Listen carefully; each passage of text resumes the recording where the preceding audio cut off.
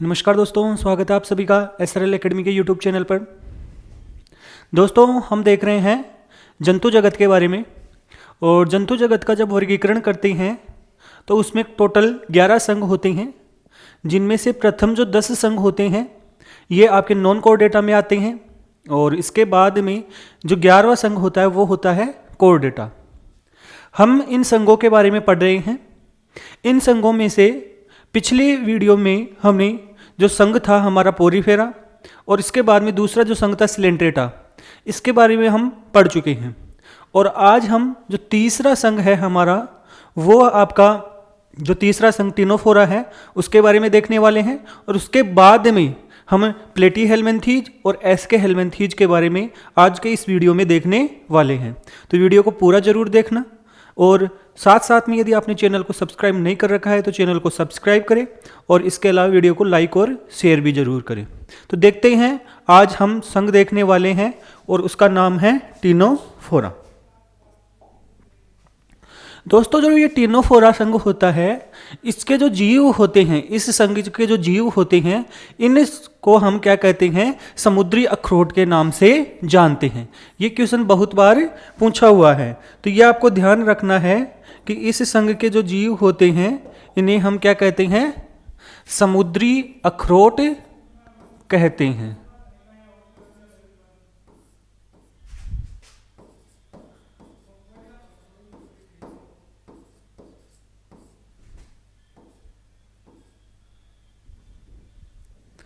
Sorry,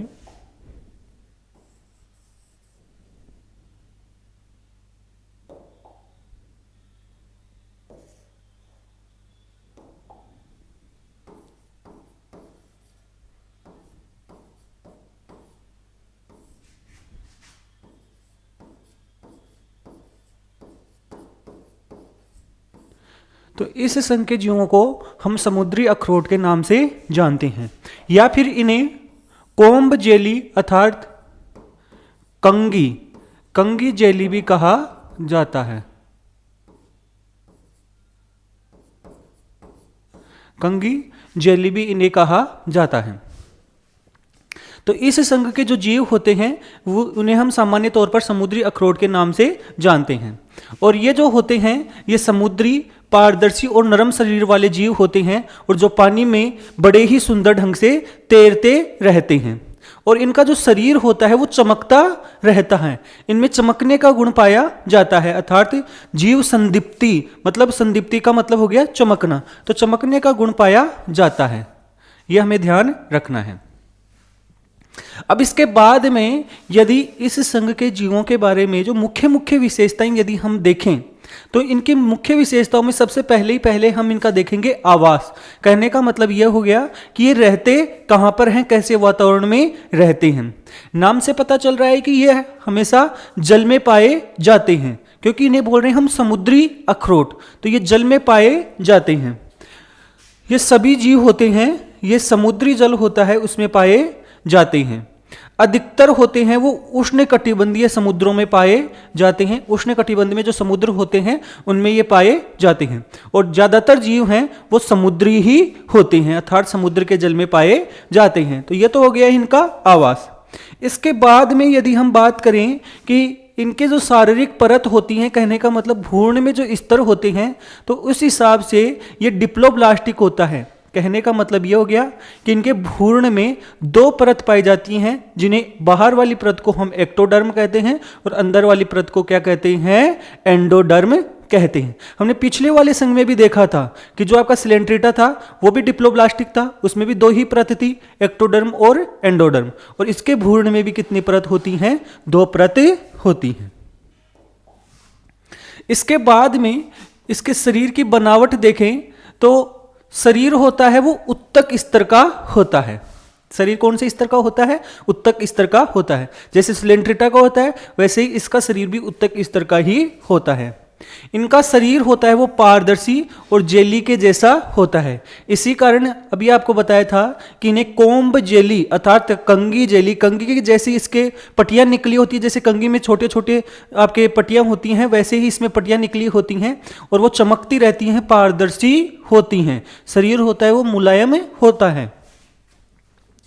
इनके शरीर पर 8 कंगी जैसी क्या होती हैं, प्लेटें होती हैं और इन्हीं प्लेटों की मदद से ये क्या करते रहते हैं, तैरते रहते हैं। 8 प्लेटें पाई जाती है, कहने का मतलब कुछ संरचनाएं निकली रहती है, जब हम डायग्राम देखेंगे उस समय आपको बताएंगे। और ये समिति कैसी दर्शाते हैं, ये अरीय समिति दर्शाते हैं। कौन सी समिति दर्शाते हैं, अरीय समिति दर्शाते हैं। अरीय समिति का मतलब क्या होता है, अरीय समिति का मतलब होता है कि आप किसी भी तल से इनको काटोगे तो 2 समान भागों में क्या हो जाते हैं, विभाजित हो जाते हैं।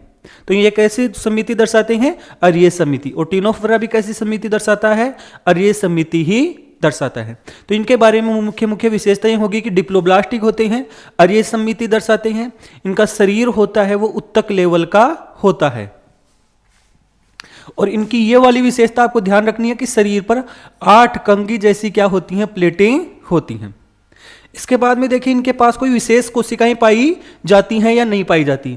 जैसे आपके जो सिलेंट्रिटा संघ था या जिसे हम नाइडेरिया बोल रहे थे, उनके पास क्या थी, जो डंक कोशिकाएं थी, निमेटोब्लास्ट जिन्हें हमें कह रहे थे, निमेटोब्लास्ट जिन्हें हम कह रहे थे या निडोसाइट्स जिन्हें हम कह रहे थे, वो कोशिकाएं थी। लेकिन इनके पास वो कोशिकाएं तो नहीं होती हैं, लेकिन कोलोब्लास्ट नाम की क्या पाई जाती हैं, कोशिकाएं पाई जाती हैं। इनके पास कौन सी कोशिकाएं होती हैं, कोलोब्लास्ट। और आपके सिलेंट्रिटा में कौन सी कोशिकाएं थी, निडोब्लास्ट, जो डंक का कार्य करती थी, वो उनकी सुरक्षा करती थी। और ये कोशिकाएं कोलोब्लास्ट हैं, ये इनको चिपकाने में क्या करती हैं, काम करती हैं, चिपकाने में मदद करती हैं, किसी सतह से चिपकाने में क्या करती हैं, मदद करती हैं। यह हमें ध्यान रखना है। और ये जो 8 प्लेटें हैं ये किसमें करती हैं, तैरने में मदद करती हैं। इसके बाद में यदि इसकी विशेषता देखें कि इनका पाचन तंत्र कैसा होता है, तो इनका पाचन तंत्र क्या होता है, देखो इनमें शरीर होता है वो उत्तक स्तर का होता है और इनमें जो पाचन होता है वो कोशिका के अंदर और कोशिका के बाहर दोनों तरफ होता है। कहने का मतलब ये हो गया कि इंट्रासेल्यूलर मतलब कोशिका के अंदर, कोशिका के अंदर, और एक्स्ट्रा सेल्यूलर का मतलब हो गया है कोशिका के बाहर।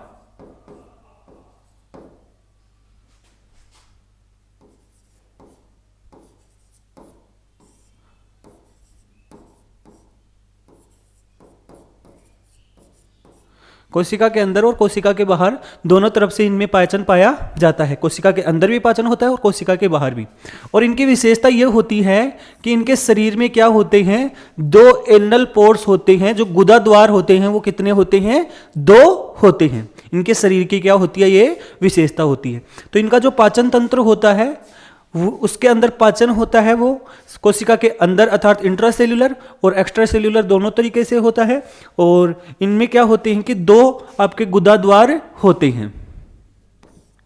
प्रजनन, प्रजनन में देखिए किस प्रकार से जनन करते हैं। तो ये जो जीव होते हैं ये उभयलिंगी होते हैं। उभयलिंगी का मतलब हो गया है कि इनमें नर और मादा होते हैं, वो एक ही जीव में पाए जाते हैं। और जनन होता है वो सामान्य तौर पर कौन सी विधि के द्वारा होता है, लैंगिक जनन के द्वारा ही होता है। जनन सामान्य तौर पर कैसा होता है, लैंगिक। अलैंगिक जनन इनमें सामान्य तौर पर नहीं पाया जाता है। जबकि हमने सिलेंट्रेटा में देखा था कि उनमें अलैंगिक जनन भी होता था। उनमें कली के द्वारा और जेम्यूल के द्वारा अलैंगिक जनन भी होता था। जेम्यूल था वो उनमें कब बनता था, जब विपरीत परिस्थितियां होती थी उस समय बनता था। इसके बाद में यदि हम देखें निषेचन कैसा होता है, तो आम तौर पर निषेचन होता है वो कैसा होता है, बाहरी होता है। आपको कल ही बताया था कि निषेचन 2 तरीके से होता है। जब शरीर के अंदर होता है तब उसे बोलते हैं आंतरिक निषेचन, और जब शरीर के बाहर जो नर युग्मक और मादा युग्मक शरीर के बाहर जल वगैरह में मिलते हैं तो उसे बोलते हैं बाहरी निषेचन। तो इनमें निषेचन कैसा होता है, बाह्य निषेचन होता है। इनके जीवन काल में लार्वा अवस्था आती है, इनके जीवन काल में लार्वा अवस्था पाई जाती है। कौन से जीवों के शरीर जीवन काल में? जो टिनोफोरा संघ के जीव होते हैं, इनके जीवन काल में लार्वा अवस्था पाई जाती है। कहने का मतलब होता है कि परिवर्तन हो गया है, परिवर्तन हो गया है। वो कैसा हो गया है? अप्रत्यक्ष होता है। मतलब ऐसे नहीं है कि जो शिशु है उससे सीधा वयस्क बन जाता है या सीधा वयस्क रूप आ जाता है। इनके बीच में कौन सी अवस्था आती है? लार्वा अवस्था आती है। तो लार्वा अवस्था, और इनकी जो लार्वा होता है उन्हें हम सिडिपिक लार्वा कहते हैं। जो टिनोफोरा संघ के जो जीव होते हैं उनकी लार्वा अवस्था को कौन सा कहा जाता है? सिडिपिक लार्वा कहा जाता है। यह आपको ध्यान रखना है कि टिनोफोरा संघ के जो जीव होते हैं उनकी लार्वा अवस्था को सिडिपिक लार्वा कहा जाता है। ये इनके उदाहरण है। अभी आपको एक बात बताई थी कि इनमें जीव संदीप्ति पाई जाती है। यहां पर आप देखो, ये चमकते रहते हैं, चमकते रहते हैं। यहां पर भी आप देखोगे तो ये चमक रहे हैं, चमकने का गुण पाया जाता है। ये अंधेरे में चमकते हुए दिखाई देते हैं, इसी कारण तैरते हुए ये सुंदर लगते हैं। और यहां पर आप देखोगे तो इनमें क्या पाई जाती हैं? पट्टियां पाई जाती हैं। और आपको बताया था 8 पट्टियां होती हैं। देखो यहां पर यदि आप पट्टियां देखोगे तो ये 8 पट्टियां होती हैं और ये कंघी के जैसी दिखाई देती हैं। यहां पर भी आप देखोगे तो ऐसे पट्टियां पाई जाती हैं और ये जेली जैसे होते हैं। इसी कारण से इन्हें क्या कहा जाता है? आपके कंघी जेली कहा जाता है या समुद्री अखरोट कहा जाता है। ये क्वेश्चन बहुत बार पूछा हुआ है कि कौन से संघ के जीवों को समुद्री अखरोट कहा जाता है। तो आपको याद रखना है किसको? टिनोफोरा को। और ये कौन, इसके उदाहरण कौन से हो गए? प्लूरोब्रेकिया, जिसे सी वॉलनट अर्थात समुद्री अखरोट कहते हैं। वास्तव में इसको हम समुद्री अखरोट कहते हैं, प्लूरोब्रेकिया को। इसके बाद में टिनोप्लाना और सिलोप्लाना है, ये भी इसके क्या हैं? उदाहरण हैं। तो ये था संघ कौन सा? टिनोफोरा। भ्रूण होता है वो द्विस्तरीय होता है। समिति, इनमें अरीय समिति पाई जाती है और इनका जो शारीरिक संगठन होता है वो उत्तक स्तर का पाया जाता है। इनके शरीर में यदि पाचन तंत्र में देखें तो पाचन होता है वो इंट्रासेल्युलर और एक्स्ट्रा सेल्युलर दोनों प्रकार से होता है।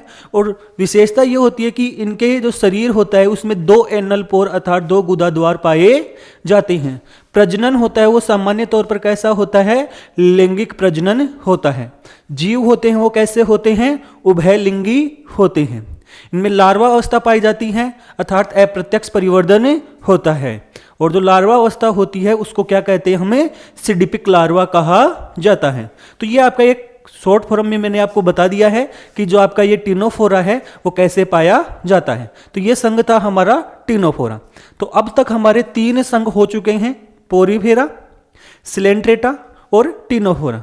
याद आपको ये रखना है कि सिलेंट्रेटा और टिनोफोरा होता है उसकी लगभग विशेषताएं समान होती हैं। जैसे दोनों में द्विस्तरीय है, दोनों में अरीय समिति पाई जाती है, दोनों में उत्तक स्तर का शारीरिक संगठन पाया जाता है।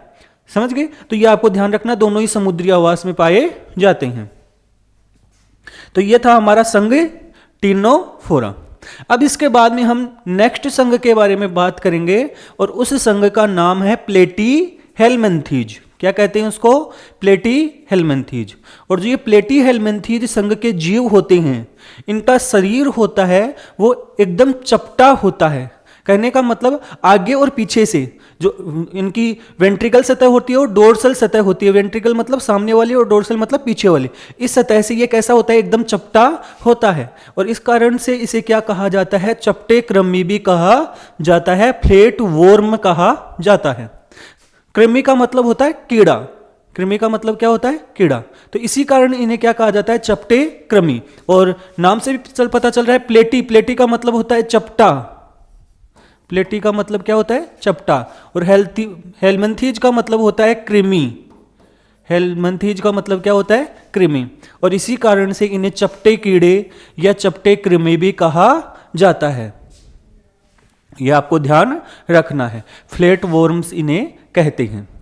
इनका जो आवास होता है, हमें ध्यान ये रखना है कि जो ये चपटे कृमि होते हैं, ये सामान्य तौर पर परजीवी के रूप में पाए जाते हैं। परजीवी के रूप में ये दूसरे जीवों के शरीर के अंदर या उसके ऊपर पाए जाते हैं। कुछ हैं वो स्वतंत्र रूप से भी रहते हैं। तो अधिकांश रूप से ये क्या होते हैं? परजीवी होते हैं। जैसे टीनिया हो गया, फेशियोला हो गया, ये क्या पाए जाते हैं? परजीवी के रूप में पाए जाते हैं। और कुछ जीव होते हैं इस संघ के, वो क्या होते हैं? स्वतंत्र भी होते हैं। जैसे हो गया प्लेनेरिया। ये हमें ध्यान रखना है, ये इनका आवास के बारे में, कहां पर ये रहते हैं। शारीरिक संरचना देखें तो ये पहला जो आपका संघ है जिसमें अंग स्तर का शारीरिक संगठन पाया जाता है। अभी तक जो आपका पोरीफेरा था उसके अंदर कोशिका स्तर का, स्लेंट्रेटा और टिनोफेरा था उसमें उत्तक स्तर का था, और ये पहला जो संघ है जिसमें अंग स्तर का शारीरिक संगठन पाया जाता है। तो इनका संगठन होता है वो आपके अंग स्तर का होता है। शरीर होता है डोर्सो वेंट्रली, चपटा होता है। अभी आपको बताया था कि सामने से और पीछे से ऐसे देखे तो ये कैसा पाया जाता है? चपटा पाया जाता है। इनका शरीर होता है एकदम मुलायम होता है और शरीर पर खंड नहीं पाए जाते हैं। इनके भ्रूण में ये ट्रिप्लोब्लास्टिक होता है, कहने का मतलब भ्रूण होता है वो त्रिस्तरीय होता है। प्लेटीहेल्मिन्थीज का जो भ्रूण होता है वो कैसा होता है? त्रिस्तरीय होता है। कहने का मतलब यह हो गया कि इनके भ्रूण में अब 3 परतें पाई जाती हैं। एक्टोडर्म और एंडोडर्म के बीच में एक परत और पाई जाती है जिसे हम क्या कहते हैं? मेसोडर्म कहते हैं। तो इनका शरीर होता है भ्रूण या अवस्था में वो 3 स्तरों से मिलकर बना होता है, एक्टोडर्म, मेसोडर्म और एंडोडर्म। शरीर में कोई गुहा नहीं पाई जाती है, अर्थात यदि हम इनको देखें कि ये अगुह्य हैं, कूटगुह्य हैं या प्रगुह्य, तो इनके शरीर में कोई गुहा नहीं पाई जाती है। इस कारण ये अगुह्य जीव होते हैं। प्रगुहा के आधार पर ये कैसे होते हैं? अगुह्य जीव होते हैं। तो अभी तक हमने क्या देखा कि इनका आवास होता है सामान्य तौर पर परजीवी होते हैं, कुछ स्वतंत्र रूप से भी पाए जाते हैं। इसके अलावा यदि इनको देखें तो इनका जो शरीर होता है वो अंग स्तर का शारीरिक संगठन दर्शाता है। शरीर चपटा रहता है, बिना खंडों वाला होता है, भ्रूण में 3 परतें होती हैं, इस कारण त्रिकोरकी जिसे बोल सकते हैं या ट्रिप्लोब्लास्ट जिसे कहते हैं वो पाया जाता है। और शरीर में कोई सीलम अर्थात कोई गुहा नहीं पाई जाती है। इस कारण ये कैसे जीव होते हैं? अगुह्य जीव होते हैं। यह हमें ध्यान रखना है। इसके बाद में यदि हम देखें सम्मिति कैसे होती है, तो इन जीवों में द्विपार्श्व सम्मिति पाई जाती है। पहला संघ है जिसमें हम द्विपार्श्व सम्मिति देख रहे हैं, और वो संघ कौन सा है? आपका प्लेटीहेल्मिन्थीज। अभी तक जो संघ थे, पोरीफेरा था वो असम्मित था, स्लेंट्रेटा और टिनोफोरा था वो अरीय सम्मिति दर्शा रहा था। द्विपार्श्व सम्मिति का मतलब यह होता है कि उसका शरीर होता है ये केवल एक ही तल से क्या होता है? 2 समान भागों में विभाजित किया जा सकता है। तो इसी कारण ये कैसी सम्मिति दर्शाती हैं? द्विपार्श्व सम्मिति दर्शाती हैं। जैसे मनुष्य की सम्मिति भी कैसी होती है? द्विपार्श्व सम्मित होते हैं। मनुष्य के केवल इसी तल से 2 समान भागों में विभाजित किया जा सकता है, और इस कारण मनुष्य भी कैसी सम्मिति दर्शाता है? द्विपार्श्व सम्मित। इस कारण हम बोल सकते हैं कि जो निम्न जीव होते हैं वो या तो असम्मित होते हैं या फिर अरीय सम्मित, लेकिन उच्च स्तर के जो जीव होते हैं उनमें कौन सी सम्मिति पाई जाती है? द्विपार्श्व सम्मिति पाई जाती है। तो ये द्विपार्श्व सम्मिति दर्शाता है। पाचन तंत्र देखें, हालांकि इसमें तंत्र पूर्ण रूप से विकसित नहीं होता है क्योंकि तंत्र बनते ही नहीं है, अंग स्तर का ही शारीरिक संगठन होता है, अर्थात पाचन तंत्र अपूर्ण होता है। इसमें मुंह तो पाया जाता है लेकिन गुदा नहीं पाई जाती है। मुंह पाया जाता है लेकिन गुदा नहीं पाई जाती है, अर्थात उसी छिद्र से, उस मुख से ही यह भोजन को ग्रहण करते हैं, और जब वो भोजन आपका आधा पच जाता है, अपूर्ण रूप से पच जाता है, तो उसी मुंह के द्वारा ये बाहर निकाल देते हैं। अर्थात भोजन है मुंह से अंदर लेते हैं और अधपचे भोजन को वापस मुंह से बाहर निकाल देते हैं। तो यह हमें ध्यान रखना है। पाचन आंशिक रूप से बाहरी और आंशिक रूप से आंतरिक होता है, अर्थात आधा पाचन होता है वो अंदर हो जाता है शरीर के अंदर, और आधा पाचन शरीर के बाहर होता है। तो ये हम क्या पढ़ रहे हैं? हम पढ़ रहे हैं प्लेटी हेलमिंथेज। प्लेटी हेलमिंथेज जो संघ होता है उसके जीवों की मुख्य विशेषताएं। सामान्य तौर पर यदि हम इनको देखें तो ये क्या होते हैं? मनुष्य में परजीवी के रूप में पाए जाते हैं। ये बात आपको जब हमने इसकी शुरुआत की थी तभी आपको बता दी थी कि इनके जो आवास होता है वो सामान्य तौर पर ये परजीवी के रूप में पाए जाते हैं। इनमें हुक और चूसक पाए जाते हैं। देखो ये परजीवी के रूप में है, तो परजीवी के रूप में है तो जैसे मान लो ये त्वचा है, तो उससे जुड़ने के लिए इनको क्या पाया जाता है? इनके जो शरीर होता है उनमें आगे की तरफ ऐसे हुक जैसी संरचना पाई जाती है, और हुक जैसी संरचना पाई जाती है, इसे हम क्या कहते हैं? अंकुश कहते हैं। हुक, या इसे क्या कहा जाता है हिंदी में? अंकुश। और या फिर पाया जाता है चूसक। चूसक का मतलब इससे जब जुड़ेंगे तो इससे रक्त वगैरह चूसने के लिए क्या होते हैं? इनमें संरचना पाई जाती है। तो इनकी मुख्य विशेषता होती है कि जब ये किसी जीव से चिपकते हैं तो चिपकने के लिए इनको, उनसे चिपकने के बाद उससे रक्त वगैरह चूसने के लिए, पोषण प्राप्त करने के लिए इनको क्या जरूरत होती है? चूसक की जरूरत होती है। या फिर इन्हें क्या बोलते हैं? अंकुश, मतलब हुक जैसी संरचना होती है जिसको ये उसकी त्वचा के अंदर क्या कर देते हैं? अटका देते हैं। तो इनमें क्या पाए जाते हैं? हुक और चूसक पाए जाते हैं ये परजीवी जीवों में। क्योंकि ये परजीवी होते हैं तो इसमें क्या पाए जाते हैं? हुक और चूसक पाए जाते हैं। तो ये इनमें देख लिया है। अब इसके बाद में इनमें यदि हम श्वसन, परिवहन, उत्सर्जन किस प्रकार से होता है ये देखें, तो श्वसन के लिए कोई विशेष श्वसन अंग नहीं पाए जाते हैं, अर्थात विशेष कोई अंग नहीं है। गैसों का आदान प्रदान होता है वो शरीर की त्वचा के द्वारा ही होता है। त्वचा के द्वारा एक विधि होती है डिफ्यूजन। ये डिफ्यूजन क्या होता है? इसे बोलते हैं नॉर्मली हम विसरण। कहने का मतलब ये हो गया कि ये त्वचा है, अगर मान लो इस त्वचा के इस तरफ बाहर की तरफ गैस ज्यादा है, ऑक्सीजन ज्यादा है और अंदर की तरफ कम है, तो कोई भी चीज की प्रवृत्ति होती है कि वो अधिक से किस ओर जाती है? कम की ओर जाती है। अधिक से किस ओर जाती है? कम की ओर जाती है। तो अपने आप गैस होती है वो इस त्वचा के द्वारा अंदर की ओर चली जाती है। और उत्सर्जी गैसें होती हैं वो अंदर ज्यादा होती हैं, बाहर कम होती हैं, इस कारण वो अंदर से किस ओर आ जाती हैं? बाहर की ओर आ जाती हैं। इस सामान्य प्रक्रिया को हम बोलते हैं विसरण या डिफ्यूजन। यह सामान्य तौर पर हर जगह पाया जाता है। जैसे आप हवा में देखोगे, एक कमरे में यदि आपने परफ्यूम वगैरह छिड़का है तो वो पूरे कमरे में फैल जाता है। कैसे? क्योंकि जहां पर वो छिड़का गया है वहां पर उसकी मात्रा ज्यादा होती है, वहां से वो कम की ओर फैल जाता है। इसी प्रकार से यहां पर जो गैसों का आदान प्रदान होता है ये शरीर की त्वचा के द्वारा कौन सी प्रक्रिया द्वारा होता है? डिफ्यूजन अर्थात विसरण के द्वारा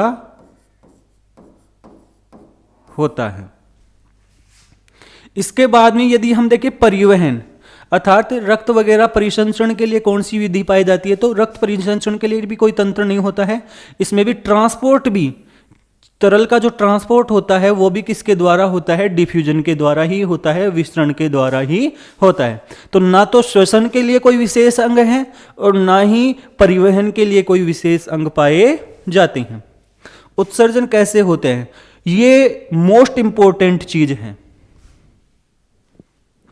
जो प्लेटी हेलमिंथेज संघ के जीव होते हैं, इन प्लेटी हेलमिंथेज संघ के जीवों में एक विशेष प्रकार की कोशिकाएं पाई जाती हैं जिन्हें हम बोलते हैं ज्वाला कोशिकाएं। क्या कहती हैं? ज्वाला कोशिकाएं, फ्लेम सेल कहते हैं। और ये ज्वाला कोशिकाएं इसमें उत्सर्जन में क्या होती हैं? सहायक होती हैं। तो आपसे पूछा जा सकता है कि ज्वाला कोशिकाएं कौन से संघ में पाई जाती हैं और क्या कार्य करती हैं, यह आपको जरूर ध्यान रखना है। तो इनमें फ्लेम सेल्स अर्थात आपकी ज्वाला कोशिकाएं या झिलमिलाने वाली कोशिकाएं पाई जाती हैं। और ये जो कोशिकाएं होती हैं ये नाइट्रोजन युक्त अपशिष्ट को बाहर निकालने में मदद करती हैं। नाइट्रोजन युक्त अपशिष्ट का मतलब क्या हो गया? देखो, हमारे शरीर में जब प्रोटीन का पाचन होता है तो प्रोटीन के पाचन में, क्योंकि प्रोटीन होता है उसमें जो आपका एमिनो समूह पाया जाता है, अर्थात नाइट्रोजन पाया जाता है, और वो नाइट्रोजन होता है वो नाइट्रोजन अपशिष्ट के रूप में बाहर निकलता है। जीवों में 3 प्रकार के नाइट्रोजनी अपशिष्ट बनते हैं, या तो बनता है अमोनिया, या बनता है यूरिया, और या बनता है यूरिक अम्ल। क्या बनता है? यूरिक अम्ल। तो ये तीनों ही आपके क्या होते हैं? नाइट्रोजनी अपशिष्ट होते हैं। तो जो भी नाइट्रोजनी अपशिष्ट इसमें बनता है उसको बाहर निकालने में मदद कौन करता है? ज्वाला कोशिकाएं मदद करती हैं, फ्लेम सेल होती हैं वो मदद करती हैं। ये इस संघ की सबसे मुख्य विशेषता है कि इसमें कौन सी कोशिकाएं पाई जाती हैं? ज्वाला कोशिकाएं पाई जाती हैं। तंत्रिका तंत्र, तो इसमें हालांकि कोई विकसित तंत्रिका तंत्र नहीं होता है, बल्कि ये कुछ सीढ़ी नुमा संरचनाएं पाई जाती हैं, तंत्रिकाएं पाई जाती हैं। एक छोटा सा प्रारंभिक दिमाग जैसी संरचना भी पाई जाती है, लेकिन कोई विशेष तंत्रिका तंत्र नहीं पाया जाता। एक छोटा सा दिमाग नुमा संरचना पाई जाती है और सीढ़ी नुमा तंत्रिकाएं, कुछ तंत्रिकाएं उपस्थित होती हैं। तो ये इसका एक तंत्रिका के बारे में हो गया। प्रजनन, इसमें लैंगिक जनन होता है। कैसा जनन होता है? लैंगिक। अधिकांशतः ये कैसे होते हैं? उभयलिंगी। कहने का मतलब वही बात होगी कि नर और मादा होते हैं वो एक ही जीव में पाए जाते हैं। निषेचन कैसा होता है? आंतरिक। पिछले संघ में कैसा निषेचन देखा था? बाह्य। अर्थात इसका जो निषेचन होता है वो शरीर के क्या होता है? अंदर होता है। इसके कुछ सदस्य होते हैं। सामान्य तौर पर प्रजनन कैसा है? लैंगिक। लेकिन इसके कुछ सदस्य हैं, जैसे एक सदस्य है प्लेनेरिया। प्लेनेरिया, और ये प्लेनेरिया होता है, अभी आपको डायग्राम देखने को मिलेगा कि जो ये प्लेनेरिया होता है इसको यदि कहीं से भी काट दिया जाए, कितने भी खंड कर दिए जाएं, जितने टुकड़ों में काटा जाएगा उतने ही नए जीव बने जाएंगे। तो इस कारण इस प्लेनेरिया में अलैंगिक जनन होता है। कुछ में रीजनरेशन, रीजनरेशन का मतलब हिंदी में होता है पुनरुद्भवन। पुनरुद्भवन, पुनरुद्भवन का मतलब होता है कि दोबारा से विकसित हो जाना। इस कारण जैसे मान लो इसकी एक ऐसी संरचना होती है, ऐसा होता है, इसको जितने खंडों में काट दिया जाएगा ये भी एक नया बना लेगा, ये भी नया बना लेगा और ये भी नया बना लेगा। तो इसमें पुनरुद्भवन की विशेष क्षमता पाई जाती है। किसमें? प्लेनेरिया। जो कौन से संघ का जीव है? जो कि आपके प्लेटीहेल्मिन्थीज का क्या है? जीव। तो विशेष तौर से इनमें रीजनरेशन की क्षमता होती है, विशेष रूप से प्लेनेरिया में। कौन से जीव में? प्लेनेरिया में। शरीर कटकर होता है, 2 भाग बन जाएं तो दोनों से नए जीव बन जाते हैं। 2 बनेंगे तो 2 बन जाएंगे, 3 में विभाजित हो गया तो 3 बन जाएंगे। इनमें बहुत सारी लार्वा अवस्थाएं पाई जाती हैं, कुछ एक अवस्था नहीं होती है। अलग अलग जीवों में अलग अलग प्रकार की लार्वा अवस्था पाई जाती है, लेकिन लार्वा अवस्था उपस्थित होती है। अर्थात परिवर्तन होता है, वो कैसा होता है? अप्रत्यक्ष। अगर लार्वा अवस्था नहीं होती है तो उसे बोलते हैं प्रत्यक्ष परिवर्तन। अर्थात जो शिशु है वो वयस्क के समान ही दिखाई देता है। जिनमें लार्वा अवस्था पाई जाती है तो जो लार्वा है वो वयस्क के जैसा नहीं दिखता, उसमें कुछ परिवर्तन होते हैं, तो उसको बोलते हैं अप्रत्यक्ष परिवर्तन। यहां पर देखो उदाहरण आ गए हैं। अब सबसे पहले जिसका आप डायग्राम देख रहे हैं वो है प्लेनेरिया। कौन सा है? प्लेनेरिया। और इस प्लेनेरिया को क्यों याद रखना है? क्योंकि इसमें पुनरुद्भवन की क्षमता पाई जाती है। इसमें अलैंगिक जनन होता है और पुनरुद्भवन की क्षमता पाई जाती है, अर्थात जितने खंडों में विभाजित होता है उतने ही नए जीव बने जाते हैं। ये किसके लिए प्रसिद्ध है? पुनर्जनन की क्षमता के लिए, पुनरुद्भवन की क्षमता के लिए क्या है? प्रसिद्ध। तो प्लेनेरिया तो हमें याद रखना है। इसके बाद में एक होता है टीनिया, टेप वर्म। टेप का मतलब होता है फित्ते जैसा लंबा, जैसे कपड़े नापने वाला फित्ता होता है, बहुत लंबा होता है, उसी प्रकार से उसी फित्ते के जैसा दिखाई देता है। आपको दिख रहा होगा ये वाला राग डायग्राम। टेप वर्म अर्थात मनुष्य, और ये क्या होता है कि मनुष्य की आंत में पाया जाने वाला क्या होता है, परजीवी होता है। ये टेप वर्म होता है, मनुष्य की आंत में पाया जाता है। और अभी आपको बताया था कि इनके जो होता है चूसक या फिर हुक पाए जाते हैं। तो यहां पर आप देख सकते हैं कि इसके शकर्स हैं अर्थात चूसक हैं, और जिसके कारण से ये क्या होता है कि मनुष्य की आंत के साथ चिपक जाता है और वहां से रक्त चूसता रहता है। एक है फेशियोला, ये आप देख रहे हैं, आपको देखने पर कैसा दिख रहा है, पत्ते जैसा दिख रहा है, इसी कारण इसको हम क्या बोलते हैं, पर्णक्रमी कहते हैं। पत्ते जैसी संरचना, जैसे पत्ता होता है वैसे चपटा होता है, वैसे ये होता है, देखने पर ये सामने से दिख रहा है, वैसे ये चपटा है। तो फेशियोला होता है, ये पशुओं के लीवर में परजीवी के रूप में पाया जाता है। पशुओं का जो लीवर होता है उसमें परजीवी के रूप में कौन सा पाया जाता है, फेशियोला। ये जो टेप वर्म होता है टीनिया, ये कहाँ पाया जाता है, मनुष्य की आंत में, और ये तो स्वतंत्र जीवी है।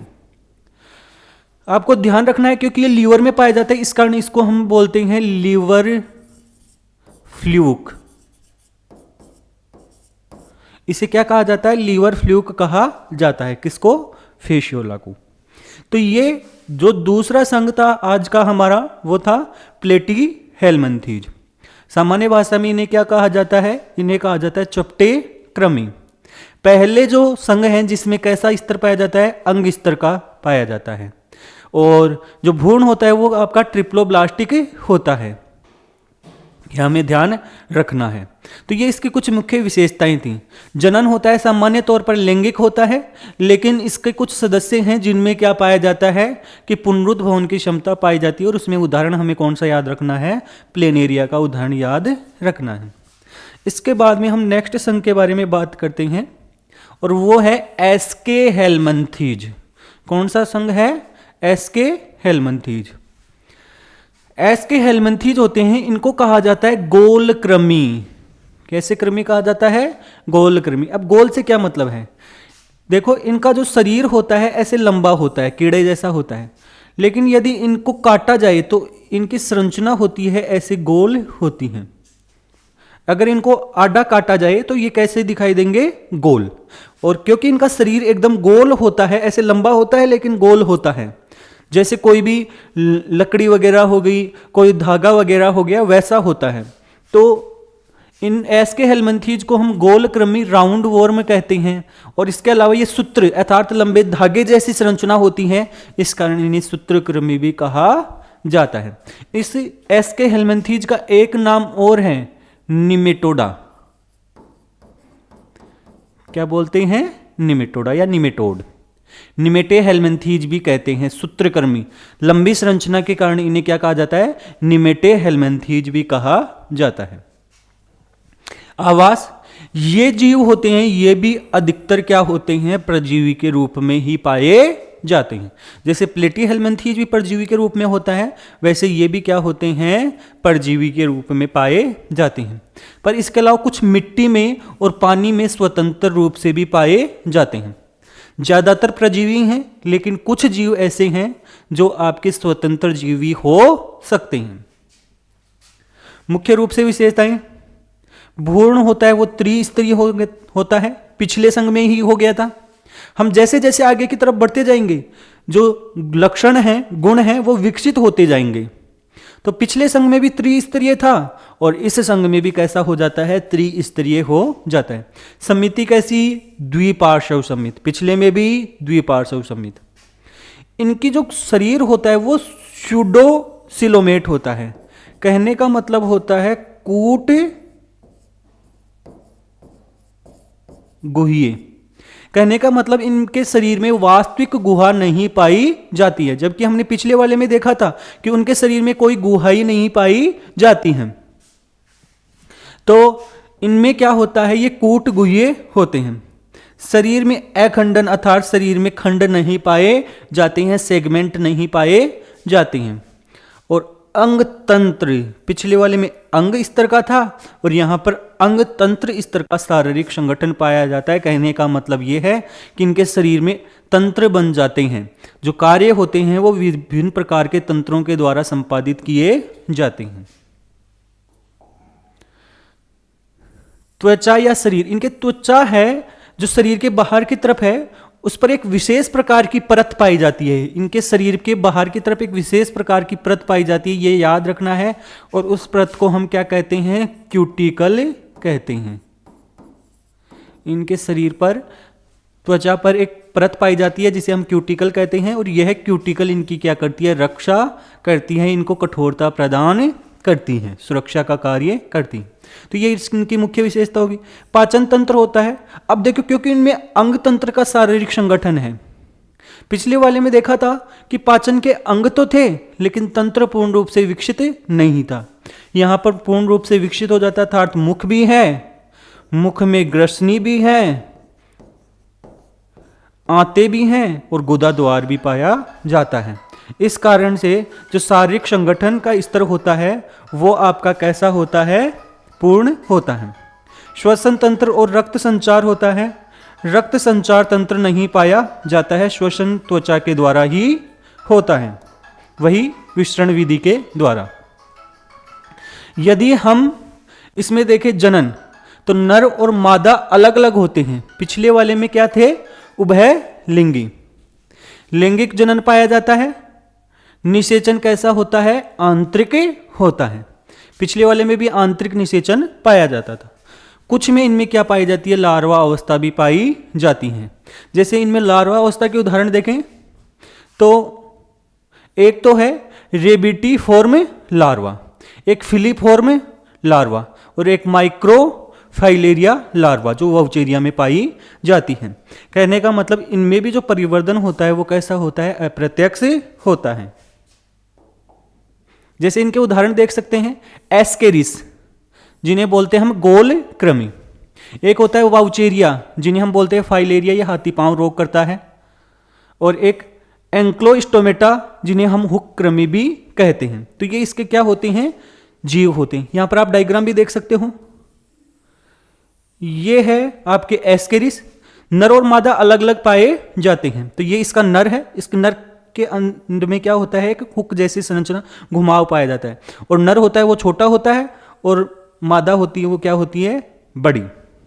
इसके बाद में ये आप देख रहे हैं फाइलेरिया वाला, और ये आप देख रहे हैं एंक्लोस्टोमेटा अर्थात हुक कृमि।